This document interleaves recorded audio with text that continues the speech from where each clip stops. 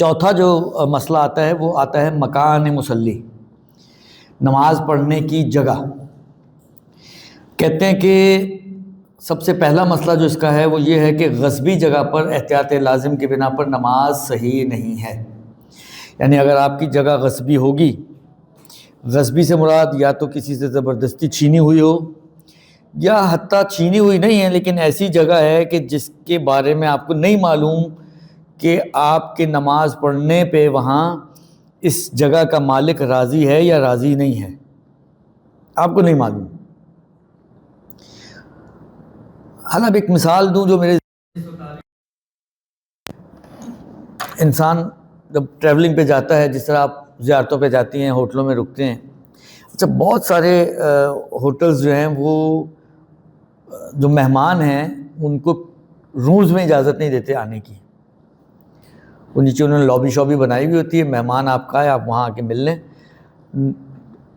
کسی سے پوچھ کے لے جائیں وہ ایک الگ بحث ہے، لیکن نارملی جس کو کہتے ہیں بائی ڈیفالٹ ایسا ہوتا ہے ظاہراً صورتحال کہ یہ مہمان کو کمرے پہ لے جانے پہ راضی نہیں ہوتے ہیں۔ اب کوئی ماشاءاللہ ہم لوگ بھی تو فنکار لوگ ہیں، پاکستانی ہیں ماشاءاللہ، تو نظریں چھپائیں، نظریں بچائیں، 4 آدمی گزرے تھے اس کے ساتھ آپ بھی لفٹ میں گھس کے آپ پہنچ گئے کمرے میں اور اس کو پتہ ہی نہیں چلا۔ اب آپ وہاں نماز پڑھنا چاہتی ہیں تو اب آپ کو نہیں معلوم کہ مالک ادھر نماز پڑھنے پہ راضی ہے یا راضی نہیں ہے، آپ کے کمرے میں جانے پہ راضی نہ ہو تو نماز پہ راضی ہے یا نہیں ہے۔ حالانکہ چلیں آپ یقین نہ ہو کہ راضی نہیں ہے تو کم سے کم ڈاؤٹ تو ہو ہی جائے گا نا۔ ممکن ہے کوئی کہے کہ جب وہ کمرے میں آنے پہ راضی نہیں تو نماز پہ تو بطریقہ والا راضی نہیں ہوگا، تو اس کو یقین ہے کہ راضی نہیں ہے تو وہ بالکل ہی نہیں پڑھ سکتا۔ لیکن اگر آپ کو کہے کہ نہیں اب نماز ہے، عبادت ہے، کون منع کرے گا، تو آپ کو ہو سکتا ہے راضی ہو جائے۔ صحیح ہے کمرے پہ آنے پہ راضی نہیں تھا لیکن نماز کا پوچھیں تو ہو سکتا ہے راضی ہو جائے۔ تو ہو سکتا ہے، میں نے پہلے بھی کہا تھا کہ سکتے کا مطلب کیا ہے کہ آپ کو یقین یا اطمینان نہیں ہے، تو یہ ڈاؤٹ فل نماز ہو گئی آپ کی، یہ بھی آپ کی نماز احتیاط کی بنا پر باطل ہو جائے گی۔ بس یا تو آپ کو یقین و اطمینان ہونا چاہیے کہ جس کی یہ جگہ ہے وہ صاحب جگہ آپ کی نماز پڑھنے پر راضی ہے، یا وہ آپ کی اپنی جگہ ہونی چاہیے۔ دو میں سے کوئی ایک کام اپنی ہو تو مسئلہ ہی کوئی نہیں ہے، کسی اور کی ہو تو اس کی رضامندی ضروری ہے، بغیر رضامندی کے آپ اس میں اچھا رضامندی کے لیے ضروری نہیں کہ آپ اسے لکھوا کے لے کر آئیں کہ جی میں راضی ہوں آپ نماز پڑھ دیں۔ بعض اوقات مثلا فرض کریں جس طرح اب ایک اور مثال ہم بنائیں، مثلا لوگ تفریح وفریح پہ جاتے ہیں، آپ کے کسی جاننے والے کا ہٹ ہے، آپ نے اسے چابی لے لی، اس نے آپ کو چابی دے دی، جاؤ باکس بے سائنس فیس وغیرہ یہ جو آپ کے اسپاٹس ہیں وہاں پر اس کا ہٹ تھا، آپ وہاں چلی گئیں۔ اب وہاں جا کے نماز کے ٹائم میں نے تو نماز کی اجازت ہی نہیں لی، تو اب یہاں پر جب اس نے پورا گھر ہی آپ کے حوالے کر دیا تو اس کو کہتے ہیں اذن فہوائی۔ اذن فہوائی کہ جب وہ اس بات پر راضی ہے کہ آپ اس کی چیزیں استعمال کریں تو نماز پہ تو بطریقہ اولا راضی ہو جائے گا وہ، یعنی اولویت ہوتی ہے۔ فہوائی کا مطلب ہوتا ہے اولویت، یعنی چھوٹے تصرفات پر اگر وہ راضی ہے تو نماز جو عبادت ہے، مثلا فرض کریں آپ نے اس سے پوچھا نہیں کہ میں کچن میں جاؤں یا نہ جاؤں، لیکن جاتے ہیں نا آپ لوگ کچن میں جاتے ہیں، کچن میں پڑی ہوئی چیزیں یوز کرتے ہیں، وہاں صوفے پڑے ہوئے ہوتے ہیں، صوفوں پہ بیٹھتے ہیں، وہاں بیڈ پڑے ہوئے ہوتے ہیں، بیڈ پہ لیٹتے ہیں۔ جب ان سارے تصرفات پہ وہ راضی ہے کیونکہ چابی دی ہے نا اس نے خود ہی دی ہے، تو اس سے سمجھ میں آتا ہے کہ وہ آپ کی نماز پڑھنے پہ بھی راضی ہے۔ تو اذن دو طرح کا ہو گیا، ایک ہوتا ہے اذن صریح، یعنی آپ نے پوچھا بھائی میں نماز بھی پڑھ سکتا ہوں، تو کہا ہاں جی آپ نماز بھی پڑھ سکتے ہیں، یہ صراحتاً اس نے آپ کو نماز کی اجازت دے دی۔ ایک ہوتا ہے اذن فہوائی کہ آپ نے نماز کا پوچھا نہیں الگ سے، لیکن جب دوسرے تصرفات کی اجازت ہے تو نماز کی بھی اجازت ہے، لہذا آپ نماز بھی وہاں پہ پڑھ سکتے ہیں۔ یہاں پہ یہ امکان نہ ایک طرح کی انڈرسٹوڈ ہے اجازت، نماز کی بھی اجازت جس طرح باقی تصرفات کی اجازت ہے، آپ نے ایک ایک چیز کو الگ الگ نہیں پوچھا، صرف گھر کی یا اس ہٹ کی چابی دینے سے آپ کی سمجھ میں آتا ہے کہ وہ آپ کے تصرفات پر راضی ہے، یا اس نے جس کو کہ عمومی طور پہ کہا کہ اب آپ وہاں جو چیزیں آپ استعمال کر سکتے ہیں، اب جو چیزیں استعمال کر سکتے ہیں تو چیزیں تو استعمال کرتے ہیں، لیکن بالآخر نماز تو کہتے ہیں کہ وہ بھی اس کے اندر پھر شامل ہو جاتی ہے، تو اس کو اذن فہوائی سے تعبیر کیا جاتا ہے۔ اور یہ بھی کافی ہوتا ہے. بس یا اذن صریح ہو یا اذن فہوائی ہو، فے بڑی ہے، واو اور چھوٹی ہے، بیچ میں واو اور یہ کہ الف، فہوائی، درست. تو یہ بھی کافی ہو جاتی ہے. اور اگر نہ وہ والا اذن ہو صریح والا، نہ فہوائی والا کوئی اذن ہو، ٹھیک ہے نا، تو اس میں یا اگر معلوم ہو کہ وہ راضی نہیں ہے، یا ڈاؤٹ ہو کہ وہ راضی ہے یا راضی نہیں، ان دونوں صورتوں میں آپ وہاں پہ نماز نہیں پڑھ سکتی. پڑھیں گی تو وہ نماز احتیاط کی بنا پر آپ کی باطل ہو جائے گی. اچھا، بعض صورتیں آپ کی ایسی ہوتی ہیں جیسے مثلا بعض لوگ جو ہے وہ نماز اشارے والی نماز پڑھتے ہیں، جھک نہیں سکتے، سجدہ نہیں کر سکتے، یا بیک بون میں درد ہے، کمر اتنی نہیں جھک سکتی کہ رکوع کر سکیں، تو ان کے اشارہ، رکوع اور سجدہ کس سے ہوتا ہے؟ اشارے سے ہوتا ہے. وہ انشاءاللہ جب نماز کے احکام ہم پڑھیں گے تو وہ تفصیلات وہاں آئیں گی. رکوع وہ اشارے سے کرتا ہے. تو یہ جو اشارے والا رکوع ہے، چاہے یعنی اس کا مطلب یہ کہ وہ کوئی جھک رہی نہ، زمین پہ ہاتھ نہیں لگائے گا، لیکن کھڑا تو بہرحال اسی غصبی زمین پہ ہی ہے نا، تو چاہے اس کی نماز آدھی سے زیادہ اشارے والی ہو، کھڑے ہو کے اس نے پڑھنی ہو، لیکن اس کے باوجود یہ نماز اس کی احتیاط کی بنا پر باطل ہو جائے گی.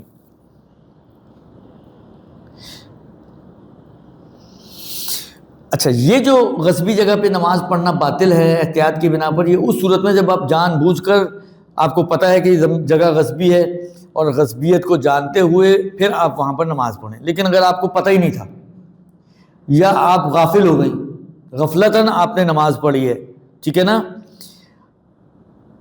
یا بھولے سے آپ نے نماز پڑھی ہے، تو خاص طور پہ بھولنے والی صورت میں دیکھیں، غفلت میں خیر یہ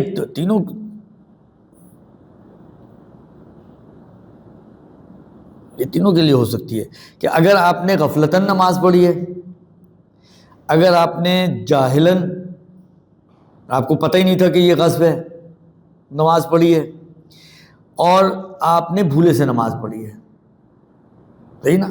ان تینوں صورتوں میں اگر آپ خود غاصب نہیں ہیں تو آپ کی نماز صحیح ہو جائے گی. ہاں، اگر آپ خود غاصب تھیں اور بھول گئیں، غصب آپ نے ہی کیا تھا اور بعد میں غافل ہو گئیں، البتہ جہل کے اندر اتنا تصور مشکل ہے کہ آپ کہیں کہ آپ غاصب تھیں اور آپ کو پتہ ہی نہیں تھا، یہ ذرا مشکل صورت ہے. تو دو کے اندر تو یہ بات آ سکتی ہے.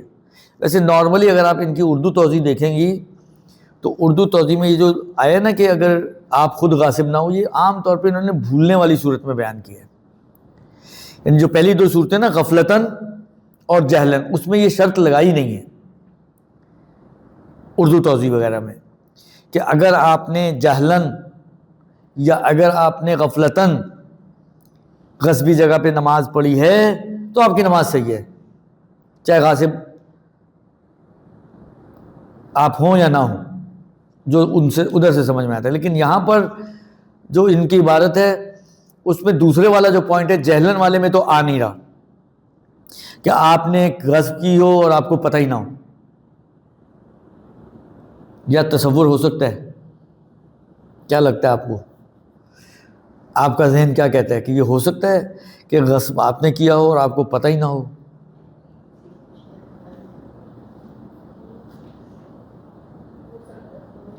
کیسے؟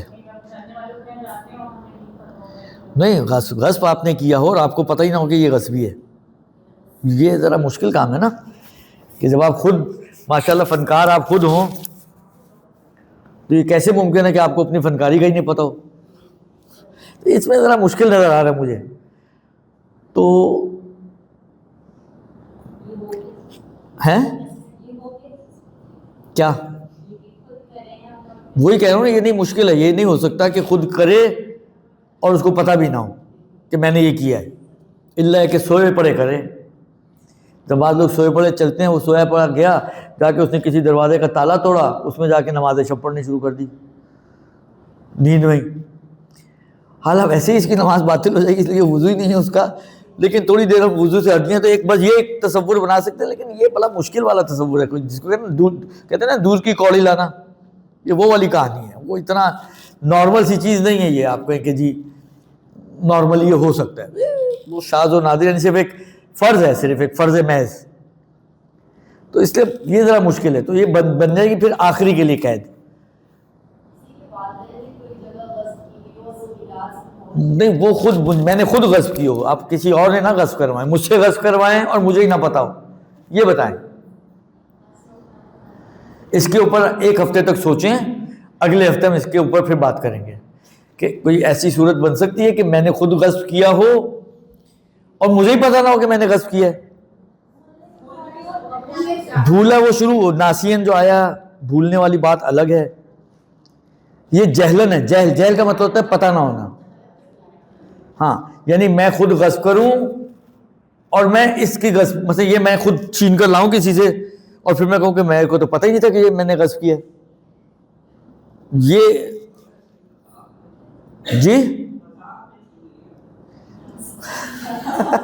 مذاق میں بھی چھین لیا تو پتہ تو ہے نا چھینا ہے، پتہ ہی نہ ہو چھینا ہے. بہرحال میرے حساب سے مشکل مسئلہ ہے. تو یہ بن جائے گی آخری کے لیے قید، یعنی وہی بھولنے کے لیے کہ اگر کوئی شخص بھولے سے غصبی جگہ پہ نماز پڑھ لے اور غصب اس نے خود نہ کیا ہو، اور غصب اس نے خود نہ کیا ہو، تو ایسی صورت میں اس کی نماز صحیح ہو جائے گی.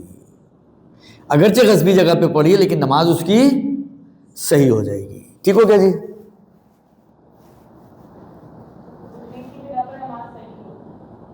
اگر خود غاصب نہ ہو تو.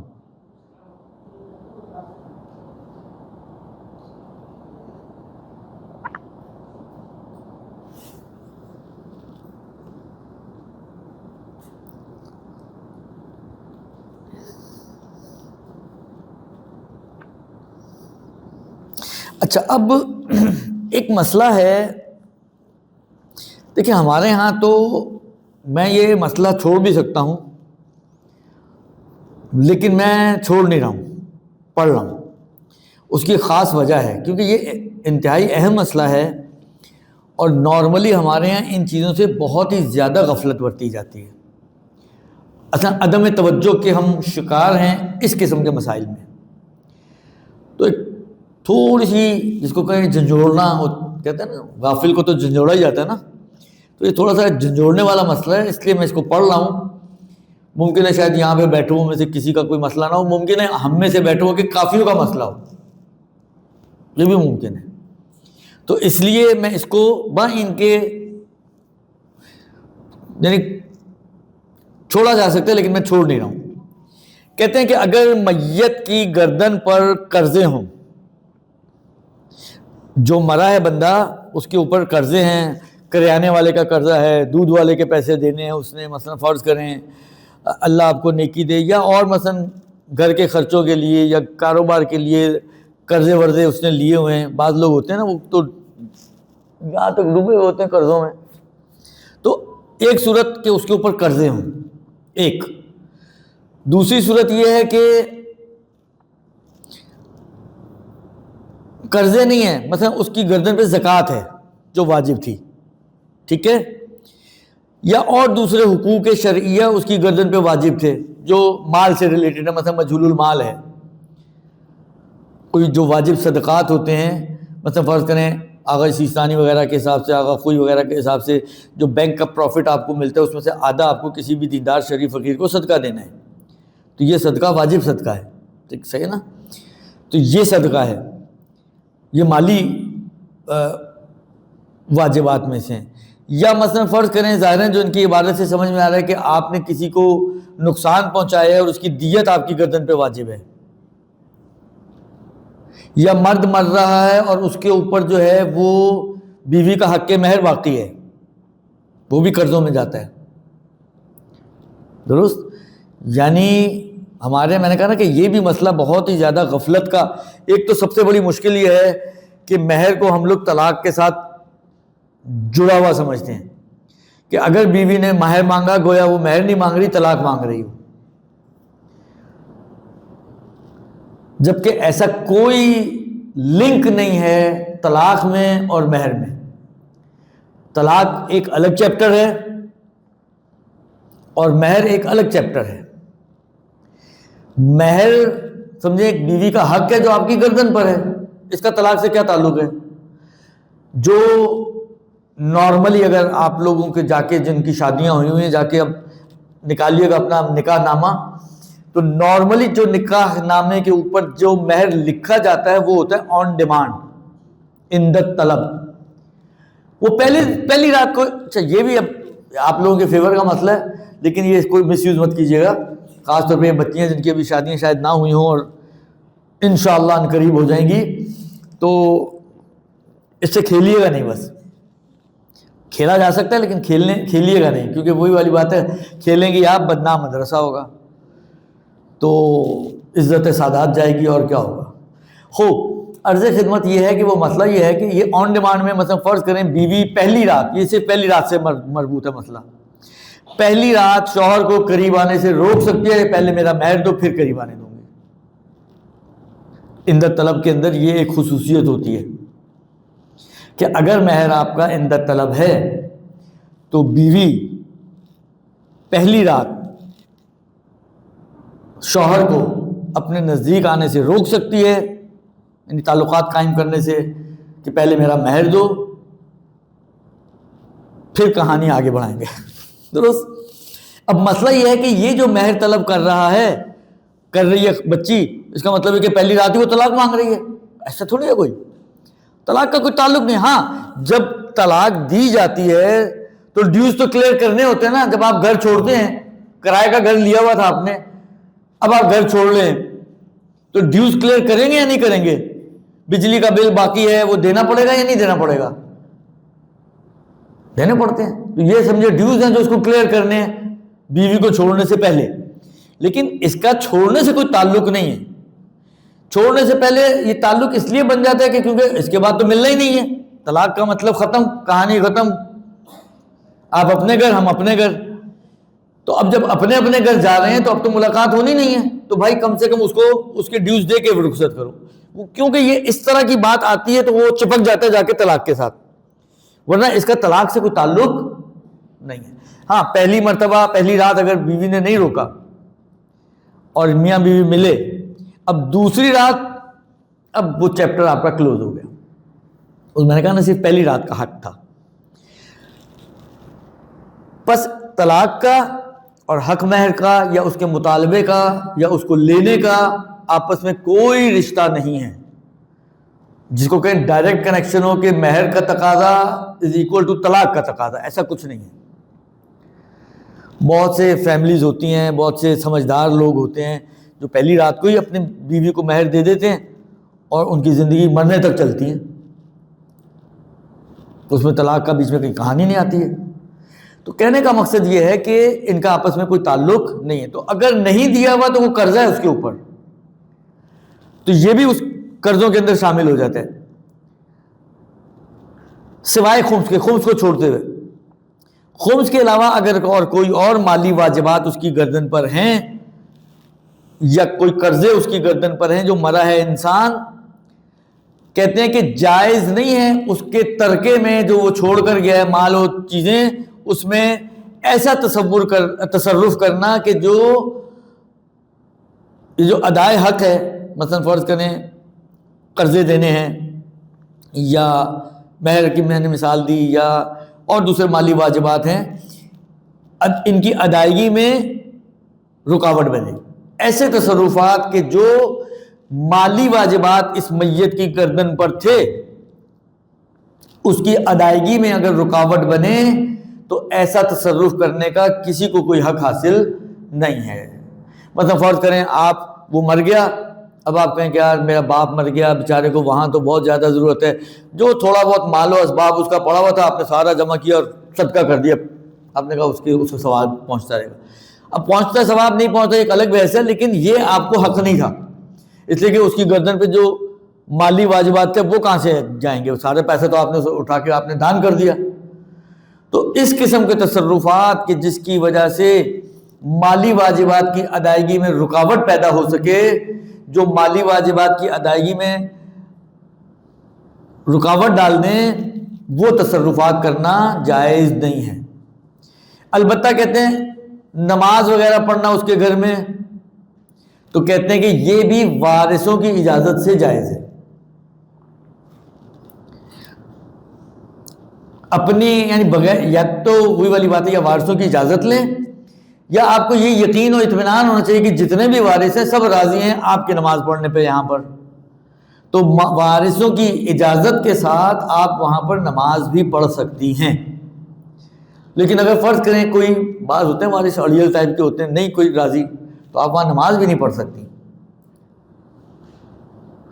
یہ ہم نے کہا کہ اگر اس کی گردن پر خمس کے علاوہ دوسرے مالی واجبات ہوں یا قرضے ہوں، ٹھیک ہے. لیکن اگر اس کی گردن پر خمس ہو،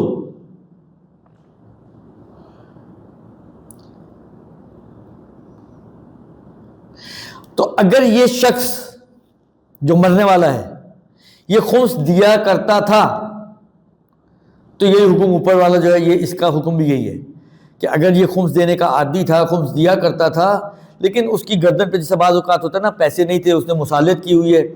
مصالحت کا مطلب یہ ہوتا ہے کہ یہ خمس اس کی گردن پر ہے، وہ مقروض ہے خمس کا، ٹھیک ہے نا. تو اگر یہ مقروض ہے خمس کا اور یہ خمس دیتا تھا، تو اس کا بھی حکم یہی ہے کہ ایسا تصرف کرنا جائز نہیں ہے کہ جو خمس کی ادائیگی میں رکاوٹ بنے. مثلا میں نے جیسے مثال دی، پورا مال اٹھا کے آپ دان کر دیں، چاہے سارے وارث راضی بھی ہوں تب بھی ایسا تصرف، کیونکہ اگر یہ دان کر دیے تو خمس کیسے ادا کریں گے، تو خمس کی ادائیگی میں رکاوٹ بن جائے گا. یہ تصرف یعنی استعمال، یہ والا استعمال، تو وہ کرنے کی اجازت نہیں ہے، ٹھیک ہے. بس اگر یہ ان افراد میں سے ہے کہ جو خمس دیا کرتا تھا تو یہی حکم ہے. لیکن اگر یہ خمس نہیں دیتا تھا، اب نہ دینے کی دو وجہ ہو سکتی ہیں. نہ دینے کی دو وجہ ہیں. ایک یہ کہ مانتا تھا خمس واجب ہے لیکن گناہ کرتے ہوئے نہیں دیتا تھا، جیسے بہت سے لوگ نماز کو واجب مانتے ہیں لیکن نہیں پڑھتے ہیں. ہمارے اطراف میں بھی اگر آپ دیکھیں تو کتنے لوگ آپ کو اپنے خاندانوں میں، اپنی فیملیز میں مل جائیں گے، اپنے جان پہچان والوں میں، اپنے دوست احباب میں، کہ جو یہ نہیں کہتے کہ نماز ہونا کوئی واجب نہیں مانتے ہیں کہ واجب ہے لیکن نہیں پڑھتے ہیں گناہ کرتے ہوئے. ایک یہ صورت ہے. دوسری یہ بھی یہی کرتا تھا کہ مانتا تھا خمس واجب ہے لیکن نہیں دیتا تھا، عصیاناً یعنی گناہ کرتے ہوئے. دوسری صورت ہے کہ خمس کو مانتے نہیں تھے، کہتے ایسا نہیں ڈکوس لیں سارے. ایسے معاشرے میں ایسے لوگ بھی مل جائیں گے آپ کو کہ جو خمس کو سمجھتے ہیں کہ فقہاء نے اپنی دکانیں چلانے کے لیے جو ہے وہ سلسلے بنائے ہوئے ہیں. مجھے تعجب ہوتا ہے کہ قرآن کی آیت کو کہاں لے کے جائیں گے. اتنی روایتیں جو سندن صحیح ہیں، صحیح السند روایتیں، ان کو کہاں لے کر جائیں گے. کہنا تو بڑا آسان ہے، آپ نے کہہ دیا جی یہ فقہاء نے اپنی دکانیں چمکائی ہوئی ہیں اور یہ اور وہ اور کھانے پینے کے سلسلے، اور قرآن کہاں جائے گا. فَأَنَّمَا غَنِمْتُم مِّن شَيْءٍ فَإِنَّ لِلَّهِ خُمُسَهُ وَلِلرَّسُولِ وَذِي الْقُرْبَى إلى آخر الآیت. یہ کیا کہہ دیا آیت. اچھا بات آئیے، میں تھوڑا سا اس کو پھیلا رہا ہوں اس لیے کہ شاید کسی کی سمجھ میں کوئی بات آ جائے، آپ کی بھی اچھی طرح سے سمجھ میں آئے تو آپ بھی کسی کو شاید سمجھا سکیں. درست. دیکھیں آیت میں کیا ہے، فَأَنَّمَا غَنِمْتُم، ما غنمتم، غنمتم کا لفظ استعمال ہوا ہے. اچھا ہم لوگ اور آپ لوگ تو عرب تو ہے نہیں، ہم لوگ تو ہیں پاکستانی، اردو بولتے ہیں، عرب ہماری زبان نہیں ہے عربی. اب مجھے اگر اس غنمتم کو طے کرنا ہو کہ اس کا مطلب کیا ہے تو میرے پاس کیا آپشنز ہیں، آپ بتائیں. آپ لوگ اگر مثلا فرض کریں کسی انگلش ورڈ میں آپ پھنس جاتے ہیں کہ اس ورڈ کا کیا معنی ہے، تو اس معنی کو کہ اس کا کیا معنی ہے طے کرنے کے لیے آپ کے پاس کیا آپشن ہیں. ڈکشنری،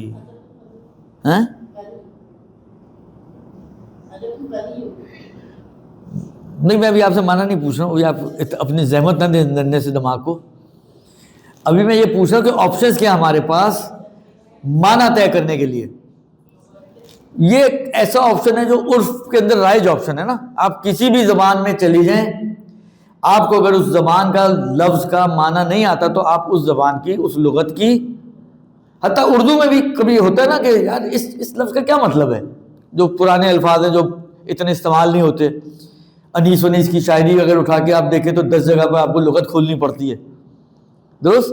تو اس کو بھی، اردو کو بھی طے کرنے کے لیے اردو زبان والے بھی لغت کھولتے ہیں، درست؟ تو ایک طریقہ تو ہے کہ لغت کھولیں کہ ما غنمتم،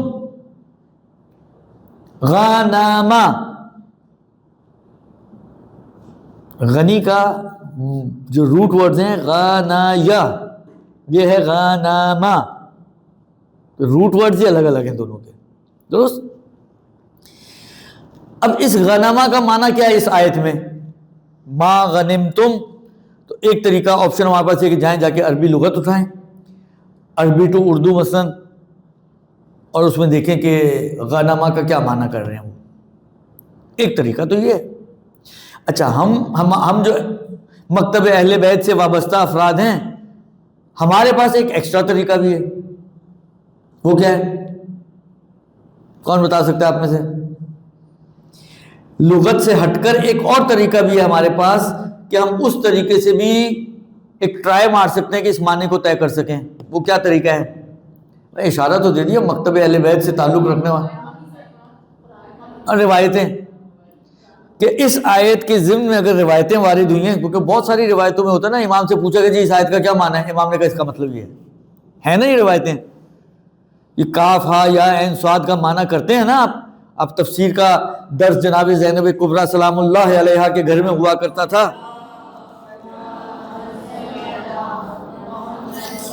تو مولا نے اس کی تفسیر بیان کی نا، آپ لوگ تو ماشاءاللہ بہت ساری آپ میں ذاکرات ہوں گی، پڑھے ہوں گے آپ نے قصے کہانیاں، درست؟ تو کاف ہا یا عین صاد کے ضمن میں روایت وارد ہوئی ہے کہ امیر المومنین علیہ السلام نے فرمایا کہ کاف سے مراد مثلا یہ، کھا سے مراد یہ، یا سے مراد یہ، عین سے مراد یہ، اور صاد سے مراد یہ کربلا کے اوپر تطبیق کی تھی، درست؟ تو اسی طرح بہت ساری آیتیں ایسی ہیں کہ جن کے ذمے ائمہ نے ان کے معنی بیان کیے ہیں۔ تو دوسرا طریقہ ہمارے پاس یہ کہ ہم ڈھونڈنے جا کے کہ آیا انما غنمتم والی آیت کے بارے میں ائمہ نے کوئی تفسیر کی ہے یا نہیں کی۔ اگر کی ہے تو یہ دوسرا طریقہ ہمارے پاس آ جائے گا۔ اب آپ لغت کی طرف جائیں تو لغت کہتی ہے غنما ایف یفید و فائدہ، غنیمت یعنی فائدہ، کوئی بھی کسی بھی طرح کا فائدہ، جس کو ہم آسان زبان میں کیا کہتے ہیں؟ نفع، چاہے کما کے حاصل ہوا ہو چاہے بغیر کمائے حاصل، نفع یعنی فائدہ، ٹھیک ہے؟ اور روایتوں میں جا کے آپ پوچھیں تو ایک روایت ہے جس میں امام معصوم سے سوال کیا گیا کہ غنیمتم سے کیا مراد ہے؟ مولا نے فرمایا کل ما یفید الناس من قلیل او کثیر، ہر وہ چیز جو انسان کو فائدے کے طور پر ملے، چاہے کم ہو چاہے زیادہ ہو، یعنی لغت بھی اس کا معنی فائدہ کرتی ہے، امام نے بھی اس کا معنی کیا کیا؟ فائدہ کیا۔ بس اب آیت کی جگہ پر غنیمتم کی جگہ آگے یفید، انما غنیمتم اے انما یفید یا تفید، کہ جو بھی چیز آپ کو فائدے کے طور پر ملے اس کا خمس دے دو۔ اب اس لغوی اور تفسیری سرکمسٹانسز کو مد نظر رکھتے ہوئے کیا جواب دیں گے یہ لوگ جو کہتے ہیں جی یہ تو فقہا کا بنایا ہوا کہانی ہے، آیت کو کہاں لے کر جائیں گے؟ نکال دیں پھر قرآن میں سے آیت، ایک کم کر لیں، 6666 کی بجائے 65 ہو جائیں گی، اور کیا ہوگا؟ یہی ہوگا نا زیادہ زیادہ۔ یہ تو جرت میرا نہیں خیال کہ کسی بھی مسلمان میں ہو کہ وہ آیت قرآن کو نکال دے اور تحریف قرآن کا مرتکب ہو۔ بس اس اعتبار سے، اور پھر وہی میں نے کہا نا روایتیں ہمارے پاس بہت ساری موجود ہیں، ائمہ نے لیا ہے، تو ائمہ نے بھی دکان کھولی ہوئی تھی کیا؟ وہ بڑا مشہور و معروف واقعہ ہے 7ویں امام کا۔ آپ میں سے جو لوگ مشہد جاتے ہیں، مشہد کے پڑوس میں ایک چھوٹا سا علاقہ ہے نیشاپور، لوگ عام طور پہ وہاں پر ایک چشمہ ہے جو امام رضا علیہ السلام کے سے منسوب ہے کہ ان کے ذریعے وہ چشمہ جاری ہوا، ان کے وجود مبارک سے، درست؟ تو لوگ وہاں کا پانی بھی لے کر آتے ہیں۔ ادھر ہی پاس میں ایک قبر ہے، کس کی قبر ہے؟ بی بی، اور نا جی نا، بی بی نہیں گئے آپ لوگ زیارتوں پہ؟ چلیں خدا سب کو لے کے جائے انشاءاللہ. ایک گروپ بنوائیں تو سب ایک ساتھ ہی چلی جائیں. بی بی شتیتا کی قبر ہے. ان کا قصہ یہی تھا کہ انہوں نے اپنا خمس بھیجا تھا امام کاظم علیہ السلام کو. بہت چھوٹا سا ایک ٹکڑا کپڑے کا, اور شاید آدھا درہم یا 1 درہم یا بالآخر کوئی چونی ٹھنی ٹائپ کی کوئی چیز سمجھ لیں آپ اپنی زبان میں اگر میں کہوں تو. اور امام نے اس کو اگینسٹ میں پیسے بھجوائے تھے کہ تم اتنے دن زندہ رہو گی, یہ تمہارا خرچہ, یہ تمہارے کفن اور دفن کا خرچہ, اور تمہاری نماز جنازہ پڑھانے ہم خود آئیں گے. تو کہیں امام نے بھی دکان کھولی ہوئی تھی, کہہ دیں اگر ہے ضرورت تو کہیں, کس میں ہوگی اتنی ضرورت. تو فضول باتیں کرنا بہت آسان ہوتا ہے, لیکن انسان سوچے سمجھے بغیر جب بات کرتا ہے تو سوچتا نہیں ہے کہ اس باتوں کے اثرات کہاں کہاں جا کے پڑھ سکتے ہیں. کہ آپ کو آئے قرآنی کا انکار کرنا پڑے گا, آپ کو اتنی روایتوں کا, اتنے واقعات کا جو اس قسم کے واقعات موجود ہیں انکار کرنا پڑے گا. خلاصہ کلام یہ کہ اگر کسی کی گردن پر خمس ہے اور وہ مانتا نہیں ہے خمس کو, یا تو دیتا نہیں ہے گناہ کرتے ہوئے, یا نہیں اصلا مانتا ہی نہیں ہے خمس کو, نہیں میں مانتا بھائی درست, تو کہتے ہیں ان 2 صورتوں میں وارث کے اوپر کے جو مومن وارث ہیں یہ واجب نہیں ہے کہ وہ اس میت کے مال میں سے اس کا خمس نکال لیں. یعنی اب وہی والی بات ہے, وہ جانے تو پھر اس کا خدا جانے. دیکھیں دھیان دیجئے گا میں نے کیا کہا, واجب نہیں ہے. واجب نہیں کا مطلب یہ نہیں ہے کہ حرام ہے. ہاں فرض کریں جس طرح ہوتا ہے بعض اوقات, جو مرنے والا تھا کسی کا باپ تھا, اب لوگوں کو ہوتا تو ہے کہ باپ نے اتنا یہاں تک ہمیں پہنچایا ہے, بالآخر واجب نہیں ہے میرے اوپر کہ میں اس کی گردن آزاد کرواؤں, لیکن دل بھی نہیں مانتا کہ میرے باپ کی گردن پھنسی رہے, تو وہ کہتے ہیں کہ یار ہم دے ہی دیں. اصل میں یہ مال ہے وارثوں کا, کیونکہ واجب تو نہیں ہے میرے لیے کہ میں نکالوں. جب نہیں نکالوں گا اگر تو کیا ہوگا, پھر یہ تقسیم ہوگا وارثوں میں, تو ایکچولی یہ مال بن جاتا ہے وارثوں کا. اب اگر سارے وارث راضی ہو جائیں اور بالغ بھی ہوں تو وہ اگر نکالنا چاہیں تو نکال سکتے ہیں. بلکہ میں تو کہتا یہ ہوں اکثر کہ چلیں اس نے ایک غلطی کی, اس نے ایک جرم کیا, لیکن ماں باپ ہونے کے ناطے سے, باپ ہونے کے ناطے سے خاص طور پر اتنا حق تو بنتا ہے کہ انسان, انہوں نے اتنی ایفرٹس کی ہیں ہمیں اتنا بڑا کرنے میں.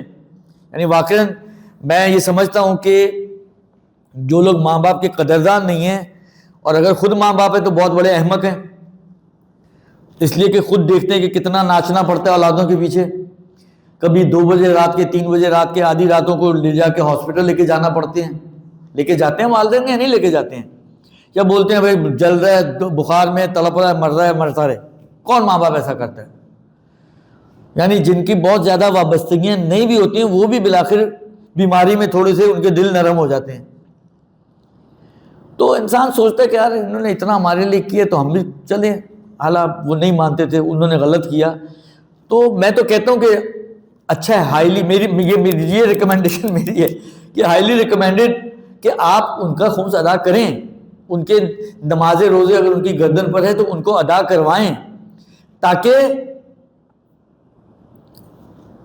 جنہوں نے آپ کو آسانیاں, آپ ایک چھوٹی سی دعا ہے 2-3 لفظوں کی شاید, قنوت میں مانگا بھی کریں, اس کو اپنے قنوت کا بھی حصہ بنائیں. خاص طور پہ وہ لوگ کہ جن کے والدین اس دنیا سے جا چکے ہیں. رب ارحمہما کما ربیان. تو انہوں نے صغر میں, بچپنے میں, جب ہم چھوٹے تھے, جب بول نہیں پاتے تھے, جب چل نہیں پاتے تھے, جب بول چل سکتے تھے لیکن اپنے لیے کچھ خود نہیں کر پاتے تھے, اس وقت انہوں نے ہم پہ رحم کیا.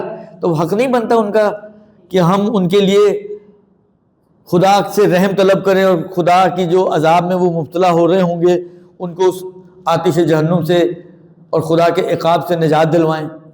یہ سمجھیں ایک طرح سے اسی دعا کا ایک مصداق بن جائے گا کہ ان پر رحم کر. ایک مرتبہ دعا تو کر رہے ہیں, تو دعا بعض جگہ پہ آپ کو پتہ ہے کہ مثلا میں بیمار ہو جاؤں, خالی دعا کرنے سے صحیح نہیں ہوں گا. بیمار ہو جاؤں تو صحیح ہونے کے لیے دعا کے ساتھ دوا کی بھی ضرورت ہے. تو یہاں پہ بھی خالی دعا کافی نہیں ہے رب ارحمہما کما ربیانی صغیرہ، بلکہ اس کی مداوا کرنے کی بھی ضرورت ہے کہ ان کی گردن پہ جو واجبات ہیں، نماز ہے، روزہ ہے، اگر حج ہے. آپ کو یار حج تو بڑا مہنگا ہوتا ہے، 12 لاکھ.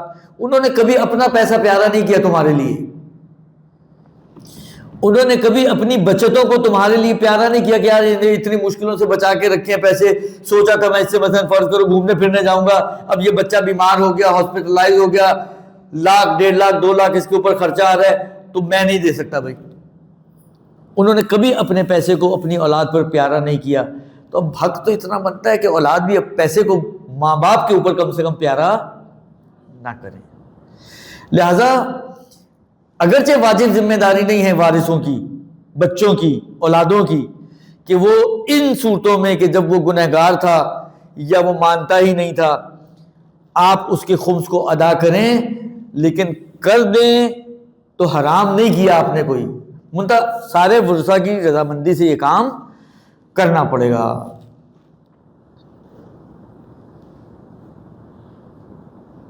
اور اس صورت میں جب ان پہ واجب نہیں ہے تو تصرف ان کے لیے جائز ہو جائے گا. تصرف کرنا، استعمال کرنا اس مال کو کہ جس میں خمس واجب تھا لیکن وہ نہ مانتا تھا یا دیتا نہیں تھا، تو تصرف جائز ہو جائے گا، لیکن وہ ریکمنڈیشن اپنی جگہ پر ہے. اس کے بعد فرماتے ہیں کہ جو مسئلہ میں نے ابھی آپ کی خدمت میں عرض کیا، یہ مسئلہ آ چکا ہے کہ جائز نہیں ہے تصرف کرنا، نماز پڑھنا یا اور دوسرے تصرفات کرنا کسی اور کے مال میں جب تک کہ اس کی رضامندی معلوم نہ ہو. اور رضامندی کبھی اذن صریح سے پتہ چلتی ہے، کبھی اذن فحوائی سے پتہ چلتی ہے، اور کبھی شاہد حال یعنی قرائن ایسے ہیں کہ جس سے آپ کو اندازہ ہو رہا ہے کہ مثلا وہ نماز پہ بھی راضی، قرائن سے کوئی قرائن ایسے ہیں، مثلا فرض کریں جس طرح ہوتا ہے بعض اوقات، اب صرف سمجھانے کے لیے ایک مثال بنا رہا ہوں کہ مثلا فرض کریں آپ کہیں سے آئے ہیں، باہر سے آئے ہیں ٹریول کر کے، ان کے گھر انہوں نے آپ کے لیے مثلا حمام شمام میں آپ نے کہا جی آپ فریش ہو جائیں، یہ وہ آپ نہانے دھونے گئے، انہوں نے پیچھے مصلی بچھا دیا. اب مصلی بچھایا، آپ کو کہا نہیں ہے کہ آ کے نماز پڑھیں، یا وہی اذن فحوائی نہیں ہے، بلکہ یہ قرائن سے اندازہ ہو رہا ہے کہ بچھایا تو پڑھنے کے لیے بچھایا ہوگا نا، سونے کے لیے تو بستر تو نہیں بچھایا کہ آپ کو سونے کے لیے بچھایا ہوگا، درست. تو یہ قرائن ہے جس سے اندازہ ہو رہا ہے کہ وہ اس بات پہ راضی ہے کہ آپ یہاں پہ نماز پڑھ لیں. تو یہ 3 طرح سے کسی کی بھی اجازت کو آپ حاصل کر سکتے ہیں.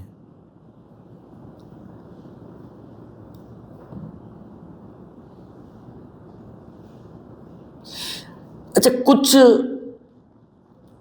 ظاہراً مجھے اب یاد پڑ رہا ہے سورہ نور کی ہے یا کون سے سورہ کی آیت ہے کہ جس میں کچھ افراد کو تذکرہ کیا کہ ان کے گھر میں آپ جس کو کہتے ہیں نا جا کے فریج کھول لیں اور کھا لیں، پوچھیں بھی نہ،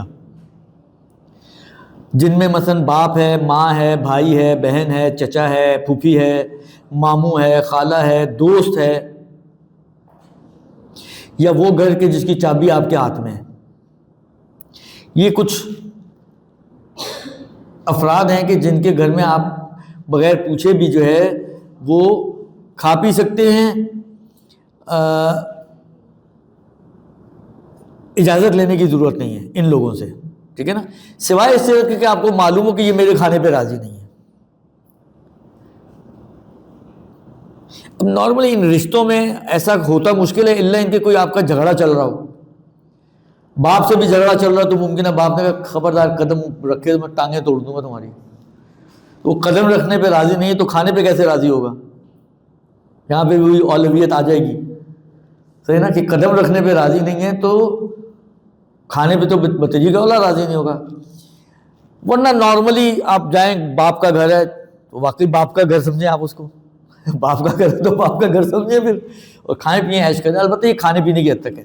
کہتے ہیں یہاں پہ بھی نماز کا بھی یہی مطلب ہے کہ پھر اگر ان لوگوں کے گھروں میں جا کر نماز کی الگ سے اجازت لینے کی ضرورت نہیں ہے. جن کے گھروں میں کھانا آپ کے لیے جائز ہے بلا اذن، اس کے گھر میں نماز پڑھنا بھی آپ کے لیے جائز ہے بلا اذن. ٹھیک ہو گیا؟ ہو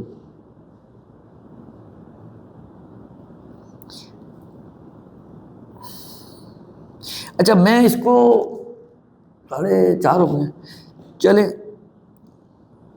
یہ چوتھا تقریباً، البتہ ایک آخری مسئلہ جو انہوں نے دیا ہے وہ مستحبات کے، اچھا ایک اور مسئلہ میں چلیں آپ کے لیے ایک دو مسئلے اور اس میں سے پڑھتا ہوں۔ ایک تو مسئلہ یہ کہتے ہیں کہ اگر آپ لوگوں کے ذہنوں میں ہو، اگر آپ لوگ گئے ہوں کربلا، نجف، ایران، مشہد وغیرہ، تو بعض حصوں پہ اگر آپ نماز کے لیے کھڑے ہوں تو وہ نہیں کھڑے ہونے دیتے ہیں، روک دیتے ہیں، کہتے ہیں یہ وہ حصہ جہاں پر آپ کی پشت جو ہے وہ امام کی طرف ہو رہی ہے، تو پشت میں اگر آپ مثلا فرض کریں ذریعہ یہ ہے اور آپ یہاں کا قبلہ یہ ہو، آپ یہاں کھڑے ہو کے نماز پڑھنا چاہیں تو نارملی وہ جو خادم بھی گھوم رہے ہوتے ہیں لکھا بھی ہوتا ہے کہ یہاں پر نماز نہ پڑھیں، یہ پشت میں امام والا حصہ ہے، یہاں پہ آپ پڑھ سکتی ہیں، یا یہاں پر یہ ہال ہے ختم ہو گیا، اگلا ہال شروع ہو گیا، بیچ میں دیوار ہے، یہاں پر آپ پڑھ سکتی ہیں، لیکن جس کو کہیں کہ بغیر ڈائریکٹلی پشت کر کے ان کی طرف پڑھیں، اس کو عام طور پر یہ اگر توہین ہو تو منع کیا انہوں نے۔ مسئلہ پڑھ دیتا ہوں، کہتے ہیں استدبار یعنی پشت کرنا امام کی طرف، قبور معصومین کی طرف استدبار یعنی پشت کرنا جائز نہیں ہے نماز میں اور غیر نماز میں۔ اگر یہ بے ادبی، بے احترامی شمار ہو تو یہ جائز نہیں ہے۔ البتہ ان کی اس تعبیر سے ایک چیز سمجھ میں آ رہی ہے، وہ یہ سمجھ میں آ رہی ہے کہ یہ کام غلط ہے، لیکن نماز ظاہراً انہوں نے نہیں منع کیا کہ نماز باطل ہے،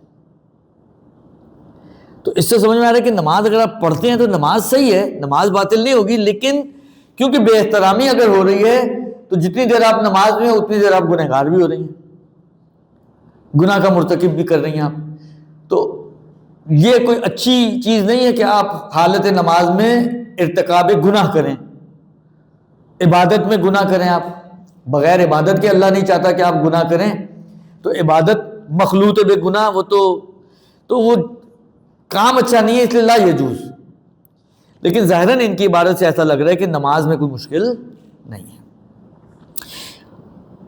یہ مسئلہ پہلے بھی کئی دفعہ شاید گزرا ہے، آیا ہے۔ دیکھیں مرد اور عورت کا ایک جگہ پہ نماز پڑھنا،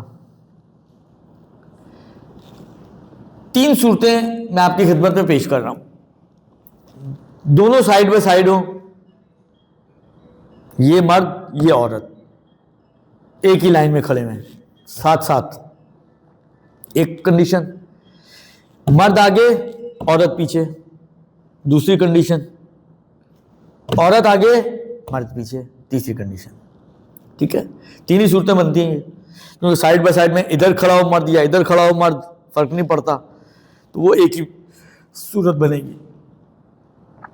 وہ کنڈیشن جہاں پہ مرد آگے ہے اور عورت پیچھے ہے، اس میں بلا فاصلہ بھی اگر آپ بالکل جس کو کہیں کہ جہاں پر مرد کے پیر ہیں سمجھے اسی کے ساتھ ہی عورت کی پیشانی مہر ہے یعنی سجدے گاہ، اس میں کوئی حرج نہیں ہے، مرد اگر آگے ہو عورت اگر پیچھے ہو تو بلا فاصلہ نماز صحیح ہے، ٹھیک۔ دوسری صورت یہ ہے کہ دونوں سائیڈ بائی سائیڈ ہوں یا عورت آگے اور مرد پیچھے، ان دونوں صورتوں میں کہ عورت آگے ہو یا عورت مرد کے ساتھ کھڑی ہوئی ہو، ان دونوں صورتوں میں مرد اور عورت کے درمیان تقریباً 4.5 میٹر کا فاصلہ ہونا چاہیے اگر ایک ہی کمرے میں نماز پڑھ رہے ہیں تو۔ فرض کریں یہ ایک ہی ہال ہے نا، اگر عورت قبلہ ادھر ہو، عورت آگے ہو مرد پیچھے ہو، اگر بیچ میں 4.5 میٹر کا فاصلہ ہے تو ٹھیک ہے، دونوں کی ایک ہی جگہ پہ نماز ٹھیک ہے۔ لیکن جس طرح ہمارے گھروں کے کمرے ہیں 4.5 میٹر کے، وہاں تو 4.5 بالش بھی نہیں ہو شاید فاصلہ، کمرے ہی چھوٹے چھوٹے سے ہوتے ہیں، تو وہاں پہ نماز احتیاط لازم کی بنا پر یا احتیاط واجب کی بنا پر کافی نہیں ہے، باطل ہو جائے گی۔ اب اس میں پھر مسئلہ آتا ہے کہ دونوں نے ایک ساتھ شروع کیے تو دونوں کی نماز باطل ہو جائے گی، اگر آگے پیچھے ہے تو جس نے بعد میں نماز شروع کی ہے اس کی نماز باطل ہے، ایک نے پہلے شروع کی ایک نے بعد میں شروع کی تو بعد والے کی نماز باطل ہے۔ اگر اچھا بعد والی کی تو باطل ہے، پہلے والی کی نماز باطل ہے یا باطل نہیں ہے؟ ایک پورا کرتا ہوں تو آپ دیکھ لیجئے گا، اپنے فتوے اور آگے کے فتوے کو ملا لیجئے گا، ٹائم نہیں اس لیے میں ذرا اس کو آپ کے فتوے نہیں لے رہا ہوں اس وقت میں. دیکھیں آگے پیچھے ہیں, مرد آگے ہے, عورت آگے ہے اور مرد پیچھے ہے, ٹھیک ہے نا. تو جس نے بعد میں شروع کی, فرض کریں عورت نے بعد میں شروع کی, تو عورت کی تو باطل ہو گئی. مرد نے اگر بعد میں شروع کی تو آگا کہتے ہیں کہ یا تو اگر وہ روک کے فاصلہ بڑھا لے اپنا اور 4.5 میٹر کا کر لے ایک صورت, یا فرض کریں بعض اوقات ہوتا ہے کوئی پردہ ہے جو بند ہوا ہوا ہے, آپ اس کو کھول کے بیچ میں پارٹیشن بنا سکتے ہیں, ایسا پارٹیشن جس سے دونوں ایک دوسرے کو نظر نہ آئے, یا کوئی سلائیڈنگ پارٹیشن ہے آپ اس کو کھینچ کے بیچ میں لا سکتے ہیں. یعنی کوئی بھی ایسی چیز کہ جس سے نماز صحیح ہوتی ہو, فاصلہ یا حائل یعنی رکاوٹ بیچ میں, ایسی رکاوٹ کہ جس سے دونوں ایک دوسرے کو نظر نہ آئے, ٹرانسپیرنٹ رکاوٹ بھی نہیں چلے گی, ٹھیک ہے. تو ان دو صورتوں میں سے اگر کچھ کرنا ممکن ہے اور اس نے کر لیا تو اس کی نماز بچ جائے گی. ممکن ہے اور نہیں کیا تو اس کی بھی نماز گئی. عورت آگے تھی, مرد پیچھے تھا, عورت نے بعد میں نماز شروع کی, اس کو آگے جگہ ملی, وہ وہیں کھڑی ہو گئی, اس کی نماز تو گئی. اب مرد نے اگر یا تو فاصلہ بڑھا لیا ہو اگر پاسبل ہو, یا کوئی حائل لا سکتا ہو اگر پاسبل ہو, تو مرد کی نماز بچ جائے گی. لیکن پاسبل ہونے کے باوجود نہ کیا ہو تو اس کی بھی باطل ہو جائے گی. کوئی چیز پاسبل ہے نا, مثلا کمرے میں جگہ اتنی نہیں ہے کہ اتنا فاصلہ بنایا جا سکے, یا کوئی اور چیز ہے بھی نہیں کہ کھینچتان کے بیچ میں لایا جائے, تو بھی آقا نے کہا کہ پھر مرد اگر اپنی نماز کو کنٹینیو کر لے تو اس کی نماز صحیح ہے. مرد سے مراد بعد والا, پہلے والا. تو یہ مسئلہ آئے گا اگر یہ ایک ہی جگہ پہ نماز پڑھ رہے ہوں تو. اب اس کو آپ لوگ بعد میں غور سے ساری صورتیں لکھ لیجئے گا. اچھا ایک آپ لوگوں کو اور آسانی دے دوں, وہ آسانی یہ ہے کہ آقا نے کہا کہ یہ جو فاصلہ 4.5 میٹر کے احتیاط لازم یا احتیاط واجب کی بنا پر ضروری ہے کہ مرد اور عورت کے درمیان اتنا فاصلہ, احتیاط واجب لگائیے. اور احتیاط واجب میں رجوع کرنا گنجائش ہوتی ہے اس کی. اگر آپ اس مسئلے میں آغا وحید کی طرف رجوع کریں, آغا وحید خراسانی وہ فرماتے ہیں کہ ایک بالشت کا فاصلہ ہو مرد اور عورت میں تو کافی ہے. یعنی جہاں پر سائڈ بائی سائڈ ہیں تو دونوں کے کندھوں کے درمیان سمجھ لیں, مثلا جہاں میں کھڑا ہوں میرے اور عورت کے کندھے کے درمیان ایک بالشت کا فاصلہ ہو, یا وہی پیشانی اور پیروں کے رکھنے کے درمیان ایک بالشت کا فاصلہ ہو, تو نماز ٹھیک ہو جائے گی. لہٰذا آگا جس سے چھوٹے کمرے میں اگر آپ نماز پڑھ لیں ہوں, 4.5 میٹر کی تو گنجائش نہیں ہے, لیکن اگر اتنی گنجائش ہے کہ ایک بالش جتنا آپ فاصلہ بنا سکتے ہیں تو ایک بالش جتنا فاصلہ آپ بنا لیں, رجوع کی نیت کر لیں, آپ کی نماز ٹھیک ہو جائے گی. محرم نامحرم کوئی فرق نہیں پڑتا اس مسئلے میں. مرد اور عورت, مردانگی اور زنانگی یہ اہم ہے. درست, ایک منٹ, مرد ہونا اور عورت ہونا اس کی خصوصیت ہے. اب وہ رشتہ دار ہوں, غیر رشتہ دار ہوں, محرم ہوں, نامحرم ہوں, اجنبی ہوں, کوئی بھی ہوں, بالآخر کوئی فرق نہیں پڑتا. ایک کمرے میں میاں بیوی بھی ہوں تو بھی ایک کمرے میں نماز کا مسئلہ یہی ہے. جی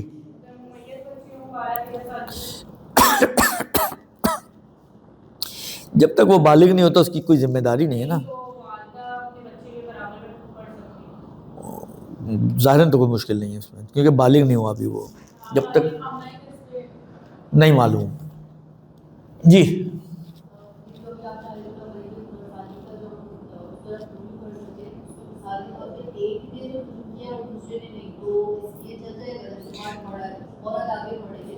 بھائی عورت نے رجوع کر لیا, عورت کی نماز ٹھیک ہو جائے گی. مرد پھر اپنے حساب سے خود دیکھے گا کہ کیا کرنا ہے, اس کی ٹینشن عورت کیوں لے رہی ہے. اگر زیادہ ٹینشن ہے تو اس کو بھی سمجھا دے مسئلہ کہ بھائی تو بھی رجوع کر لے, ٹھیک ہے. ویسے پیچھے آنے سے تو آغا وحید کے حساب سے تو دونوں کی نماز ٹھیک ہو جائے گی, لیکن آغا سیستانی کی کیونکہ جب تک رجوع نہیں کرے گا اس کی نماز ٹھیک نہیں ہوگی. وہ یہی کہانی چلتی رہے گی جو بیان ہو گیا ہے, ٹھیک ہے جی. اور اس ٹاپک کا آخری مسئلہ کہتے ہیں کہ مستحب ہے کہ انسان مسجد میں نماز پڑھے, مرد بھی اور عورت بھی. اگرچہ عورت کے لیے مستحب یہ ہے کہ وہ افضل یہ ہے کہ وہ اس جگہ کو اختیار کرے کہ جو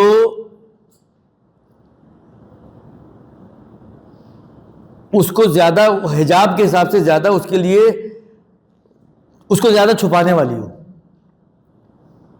استر ہو، استر کا مطلب یہ وہ استر نہیں جو آپ اپنے کپڑوں پہ لگاتے ہیں. استر یعنی زیادہ چھپانے والا، ستر سے نکلا نا، ستر پوشی، ستر یعنی چھپانا، استر یعنی زیادہ چھپانے والا ہو.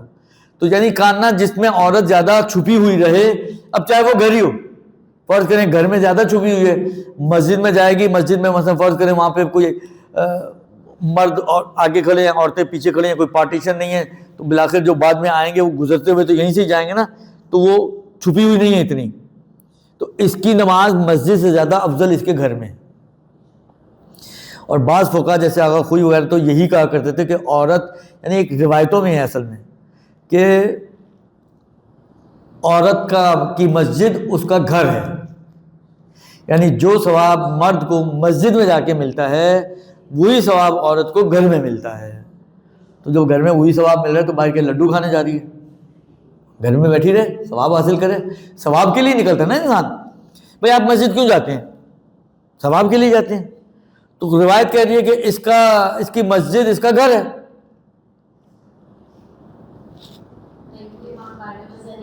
امام بار کا کوئی الگ سے ثواب نہیں ہے، نہیں، زری وری کا کوئی ثواب نہیں.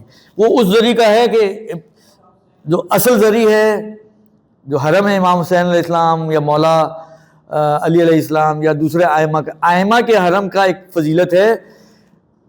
بعض روایتوں میں یہ آیا ہے کہ امیر المومنین کے حرم میں نماز 2 لاکھ نمازوں کے برابر ہے، جبکہ کعبے میں نماز 1 لاکھ نمازوں کے برابر ہے. تو ائمہ کے حرم کی روایتیں ہیں، لیکن یہ جو آپ انچولی کے جو حرم ہیں یا خراسان محفل کا حرم ہے، یہ تو اصلا حرم نہیں ہے نا، یہ تو صرف ایک شبیہ بنا کے رکھی ہوئی ہیں انہوں نے کہ چلیں اصل نہ صحیح تو تھوڑا سا جس کو کہتے ہیں کہ انسان کو فیلنگز آ جاتی ہیں، وہ صرف فیلنگز کی حد تک ہے، ورنہ وہ اصل تو ذریعہ نہیں ہے، یعنی حرم نہیں ہے. تو اس لیے یہاں پر وہ ثواب نہیں، نہ حرم کا ہے کوئی، یہاں والے حرم کا، نہ ان حرموں کا کوئی ثواب ہے الگ سے، نہ کیا کہتے ہیں امام بارگاہ میں کوئی نماز پڑھنے کا الگ سے ثواب ہے. اگر کہیں ثواب ہے تو وہ فقط مسجد ہے، مسجد کی خصوصیت ہے. پھر مسجد کے بھی اپنے مختلف ہے، محلے کی مسجد ہو تو بازار کی مسجد ہو تو جامع مسجد ہو تو یہ مدینہ کی مسجد ہو یا کعبے کی، ان کے اپنے لیولز ہیں پھر ہر ایک کے الگ الگ.